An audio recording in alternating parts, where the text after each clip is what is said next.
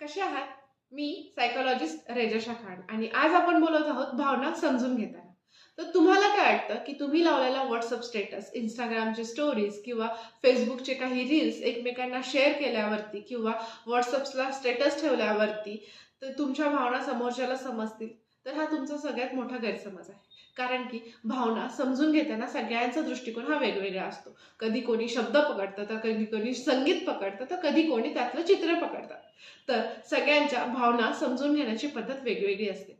जर तुम्हालाही वाटत असेल, की तुम्ही WhatsAppला स्टोरी लावली किंवा Instagramचे रील बघितला, एखादा Facebookचा एखादा तुम्ही किस्सा घेतला आणि तो पाठवला किंवा WhatsAppला स्टेटस लावलेला असेल आणि ते बघून तुम्हाला असं वाटत असेल, की आपला समोरचा जोडीदार किंवा आपल्या आजूबाजूचे नातेवाईक, आपल्या आजूबाजूला असलेला मित्रपरिवार हे आपल्याला समजून घेतील. तर हा सगळ्यात मोठा गैरसमज आहे, हा दूर करा. कारण की कधीही भावना किंवा आपल्या ज्या काही गोष्टी आहेत मनातल्या, त्या व्यक्तीला समोर बसून तुम्ही ज्यावेळेस बोलता, त्यावेळेस त्या स्पष्ट आणि सरळ त्या व्यक्तीपर्यंत जातात.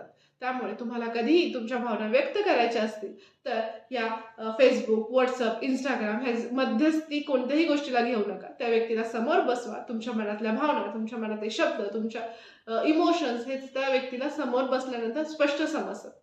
त्यामुळं तुम्हाला जेव्हाही काही वाटत असेल, त्यावेळेस त्या व्यक्तीला समोर घ्या आणि त्याच्याशी बिनधास्तपणे बोला. कोणत्याही गोष्टीचं मनात भावना नका ठेवू, की मी WhatsAppला स्टोरी ठेवेल किंवा Instagramला हे करेल. अशा काही गोष्टी मनात न हे करता तुम्ही स्पष्टपणे त्या व्यक्तीशी बोला. कारण की भावना समजून घेण्याची पद्धत प्रत्येकाची वेगवेगळी असते. त्यामुळे संवाद समोरासमोर जास्त प्रभावी पडतो. धन्यवाद.